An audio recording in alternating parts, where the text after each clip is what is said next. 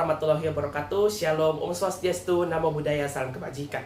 Salam sehat kepada seluruh pemirsa dimanapun Anda berada. Perkenalkan, saya Stendi Wiko, mahasiswa Fakultas Hukum Universitas Tarumanagara dengan NIM 205190173. Saat ini saya berada di semester 4 dan pembuatan video ini bertujuan untuk memenuhi kewajiban saya dalam ujian tengah semester Kapita Selekta Hukum Pidana kelas C dengan dosen pengampu Bapak Dr. Heri Firmansyah, SHM Hum MPA.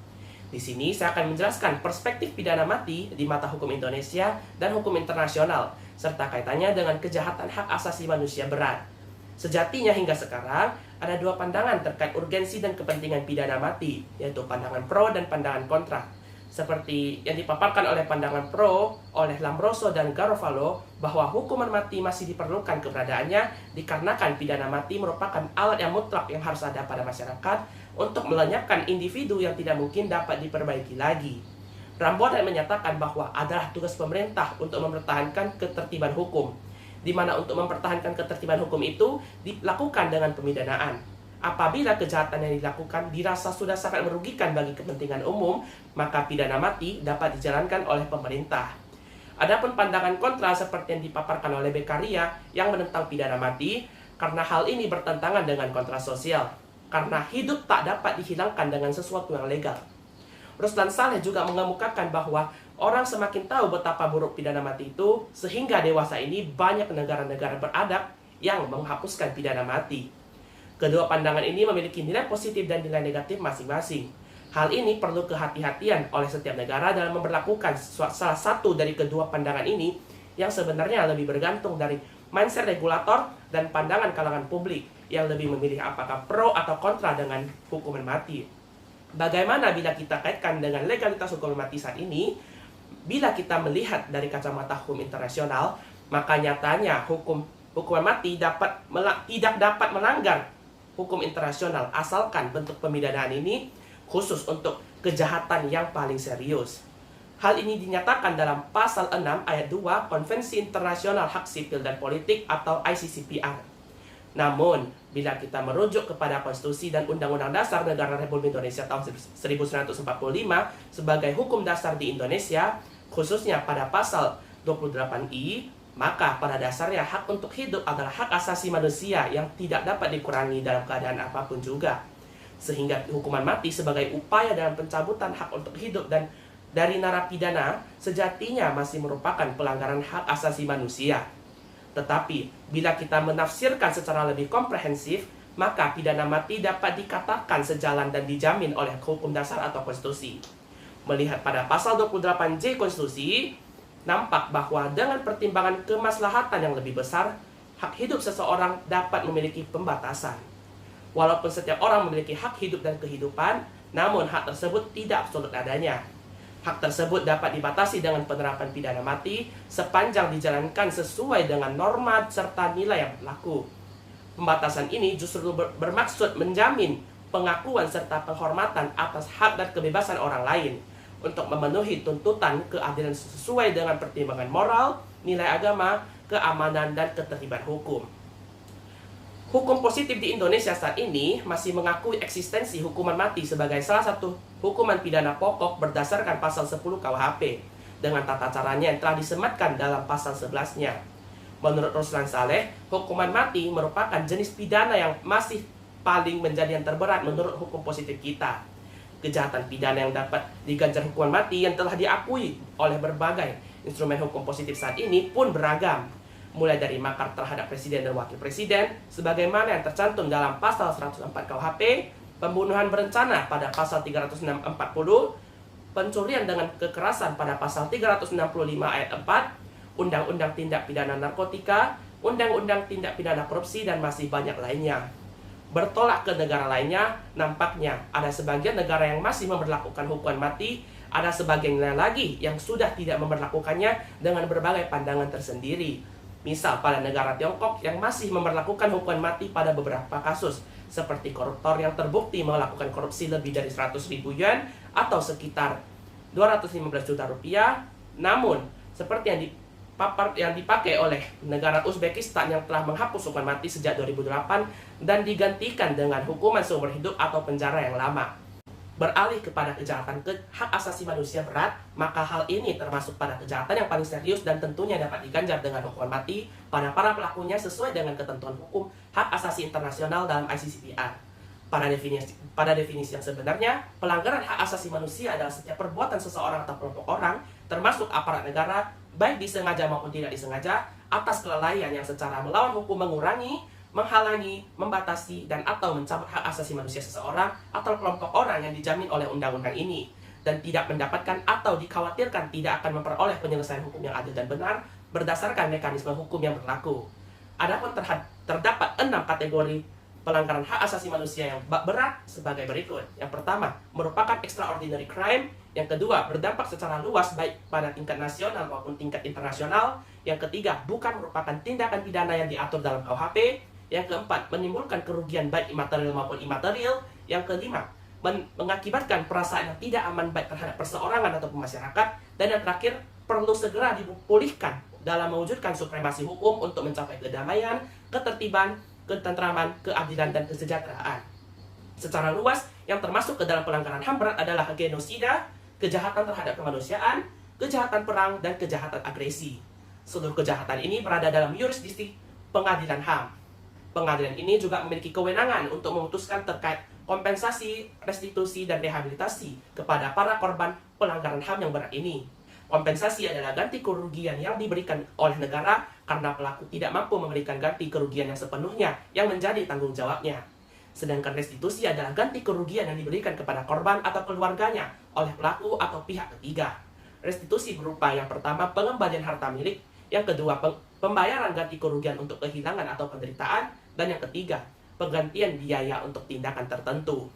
Adapun rehabilitasi merupakan suatu tindakan presiden dengan memperhatikan pertimbangan dari DPR dalam rangka memulihkan nama baik seseorang yang telah hilang dengan fokus pada nilai kehormatan yang diperoleh kembali dan berpedoman pada pandangan masyarakat sekitar, bukan pada undang-undang ataupun regulasi lainnya.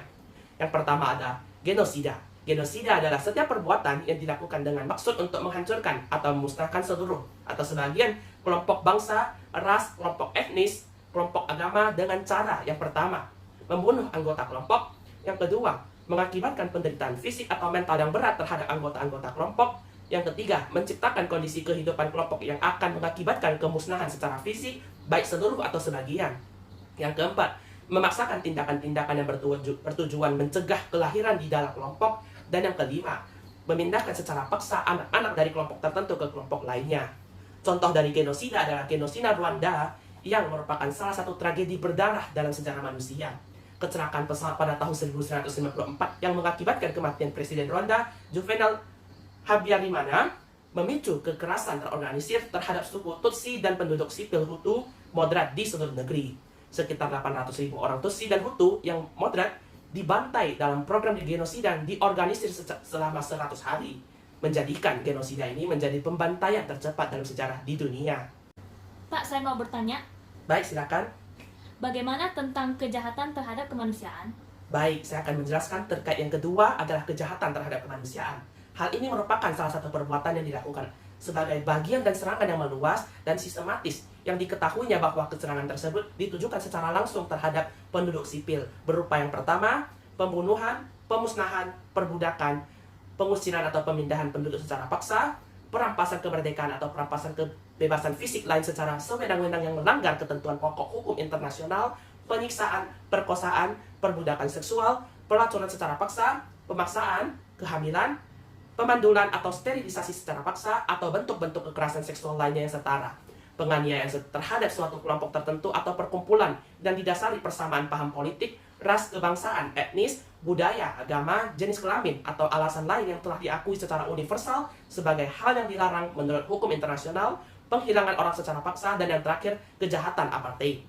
Contoh kejahatan terhadap kemanusiaan adalah kekerasan terhadap etnis minoritas Rohingya di Myanmar pada tahun 2016 hingga 2017 yang diindikasi kuat sebagai pembersihan etnis secara massal oleh PBB. Militer Myanmar pada saat itu mulai melakukan tindakan kekerasan besar di desa negara bagian Rakhine Utara. Dalam operasi awal, puluhan orang tewas dan banyak yang ditangkap. Karena tindakan kekerasan berlangsung dan berlanjut, korban meningkat. Penangkapan sewenang-wenang, pembunuhan di luar hukum, perkosaan berkelompok, Kebrutalan terhadap warga sipil dan terjadi penjarahan tidak dapat dielakkan dalam kejadian ini. Poin yang ketiga adalah kejahatan perang. Kejahatan perang ini merupakan suatu tindakan pelanggaran dalam cakupan hukum internasional terhadap hukum perang oleh satu atau beberapa orang, baik militer ataupun sipil. Pelaku kejahatan perang ini disebut penjahat perang. Setiap pelanggaran hukum perang pada konflik antar bangsa merupakan kejahatan perang. Pelanggaran yang terjadi pada konflik internal suatu negara belum tentu dapat dikatakan sebagai kejahatan perang. Contoh kejahatan perang adalah insiden Rawa Gede pada tahun 1947 yang merupakan pembantaian besar-besaran yang dilakukan oleh tentara Belanda. Awalnya, tentara Belanda hanya berupaya untuk mencari para tentara Indonesia yang tidak tunduk dan membangkang. Tapi malah yang terjadi adalah interogasi paksa yang mengakibatkan kematian kurang lebih 431 penduduk sipil. Tidak hanya orang dewasa, anak-anak pun menjadi korban kekejian tentara Belanda. Proses eksekusi yang dilakukan juga sangat keji dan tidak manusiawi. Yang terakhir adalah kejahatan agresi. Kejahatan ini merupakan kejahatan terhadap perdamaian dunia yang mengakibatkan tanggung jawab internasional dan tidak ada perolehan wilayah atau keuntungan khusus sebagai hasil dari agresi tersebut. Akan diakui secara sah meliputi invasi, pendudukan militer, aneksasi dengan penggunaan kekuatan, pemboman dan blokade militer di pelabuhan. Contoh kejahatan agresi adalah agresi militer Israel pada Jalur Gaza secara brutal pada tahun 2014 yang mengakibatkan kematian 2.219 warga Palestina, termasuk 556 anak-anak dan 299 wanita. Sementara jumlah yang terluka mencapai 11.036 jiwa, di mana 2.647 diantaranya adalah anak-anak dan 1.442 wanita. Kejadian ini mencakup berlanjutnya pemblokiran jalur Gaza oleh pemerintahan Mesir dan Israel, berlanjutnya serangan roket dari Gaza, gagalnya diskusi perdamaian yang disponsori oleh Amerika Serikat, upaya pembentukan pemerintahan koalisi yang oleh faksi-faksi bersaing di Palestina, penculikan dan pembunuhan 3 remaja Israel, penculikan dan pembunuhan seorang remaja Palestina, penangkapan hampir seluruh pemimpin Hamas di tepi barat oleh Israel, dan meningkatnya serangan roket ke Israel setelah perjanjian pencabutan blokade Gaza secara bertahap tidak dipenuhi karena Hamas melanggar kesepakatan gencatan senjata sebelumnya. Baik, apakah sudah dimengerti, Nak? Sudah, Pak. Baik. Selanjutnya, Bapak akan menjelaskan, sejatinya ada 2 kategori pengadilan HAM, yaitu Pengadilan HAM Indonesia dan Pengadilan HAM Internasional. Pengadilan HAM Indonesia terbentuk di Indonesia setelah pasca Orde Baru yang jatuh pada tahun 1998 dan dimulai ketika terjadi indikasi kekerasan setelah jajak pendapat di Timur Timur pada tahun 1999 yang kemudian mendorong keluarnya resolusi PBB nomor 1264/1999 yang mendesak agar peristiwa itu diusut dan pelakunya diadili. Sedangkan Pengadilan HAM Internasional atau ICC atau International Criminal Court terbentuk pada tanggal 17 Juni 1998 di Roma dalam konferensi atau sidang United Nations Diplomatic Conference on Criminal Court. Pengadilan HAM internasional terbuka dipergunakan apabila pengadilan nasional tidak fair dan cenderung melindungi pelaku atau tersangka. Pengadilan internasional dapat dipergunakan apabila suatu negara dalam keadaan unwilling atau tidak ingin dan unable atau tidak mampu. Adapun sanksi internasional kepada negara-negara yang melakukan pelanggaran HAM adalah yang pertama, diberlakukan travel warning terhadap warga negaranya, yang kedua, pengalihan investasi atau penanaman modal asing, yang ketiga, pemutusan hubungan diplomatik, yang keempat, pengurangan bantuan ekonomi, yang kelima, pengurangan tingkat kerjasama, yang keenam, pemboikotan produk ekspor, dan yang terakhir, embargo ekonomi. Demikian penjelasan saya terkait perspektif pidana mati di mata hukum Indonesia dan hukum internasional, serta kaitannya dengan kejahatan hak asasi manusia berat. Semoga rangkaian penjelasan saya dapat memberikan wawasan dan hal positif kepada para penonton. Mohon maaf bila ada kesalahan kata yang terjadi, dan terima kasih atas perhatian para pemirsa. Saya pamit undur diri dan akhir kata, wabillahi taufiq wal hidayah. Wassalamualaikum warahmatullahi wabarakatuh. Om Santi Santi Santi Om. Namo Buddhaya. Terima kasih.